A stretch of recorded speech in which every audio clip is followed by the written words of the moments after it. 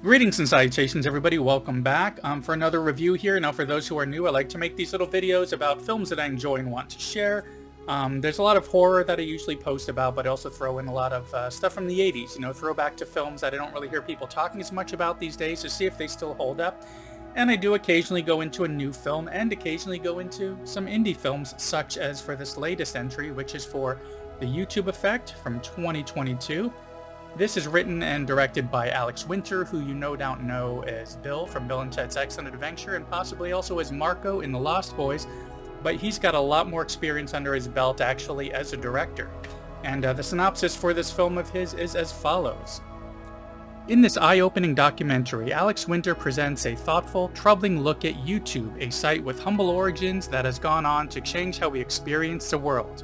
So I've been seeing a lot about this going around on social media, and even heard a podcast interview that Alex Winter did with Mark Maron on his podcast WTF.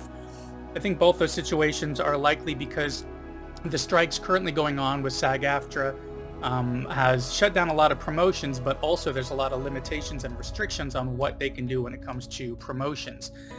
There's a lot of situations where they're not able to promote any of the work, even if they filmed it all before this strike had happened. But documentaries appear to be an exception where you can still do some promoting for that. So this one easily caught my attention just due to the lack of other kind of promotions out there. I've been seeing this popping up quite a bit and listened to that podcast episode, which I highly recommend. But, the information in this initially, it mentions the word troubling, but it's not quite as doom and gloom as all that. So as I headed on over to Google TV to pay my whopping $5 to check this one out, I was actually surprised at the time that they spent just kind of going into detail about the inception of YouTube. What the idea around it was, what they wanted to create with this, how they brought it to market, how it grew, was snatched up by Google, and so forth, including what it's kind of evolved into today and how influential it can be. It didn't really focus as much on the negative aspects as I thought it was going to do, as I'd expected, which was definitely a good thing. Nothing came across like it was preaching about the evils of this platform. In fact, it really focused on the algorithm and how it tries to make money, which is provide you with content that you will want to watch, keep providing it, more of it, so you'll keep watching. That way they can keep running ads and they can make their money. So great. Now, it did go into the negative rabbit holes that some can get caught up in, but as for myself, I've always found YouTube to be a pretty positive place, especially compared to ones like Facebook. But then again, even my Twitter feed is pretty positive, both probably because of the kind of content that I try to follow and have kind of fed into that algorithm.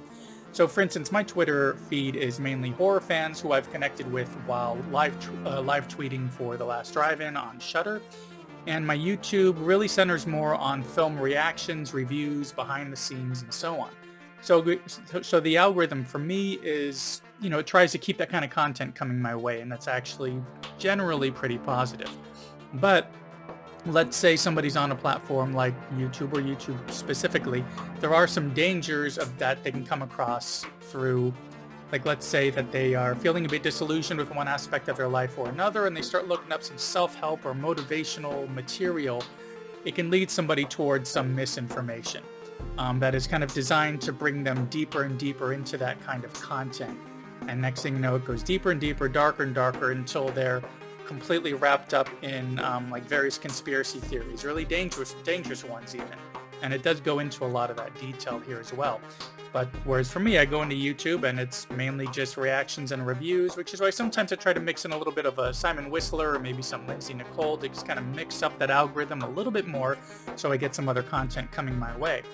But basically, this quick entry, the reason why I brought this up was because I felt like it's a very interesting and surprisingly balanced look into social media in general for a bit, but mainly into YouTube and how that platform works and how it's changed over the years and the effect it can have on people and society. That bad that it has caused as well as all the good that it's brought, those issues along with all the good stuff such as bringing more important information out there from more sources and also providing a lot of entertainment. But, through that good and that bad, it felt like in this documentary, they leaned more towards this being a cautionary tale with, while also not letting up on the underlying positive aspects that still exist within the platform.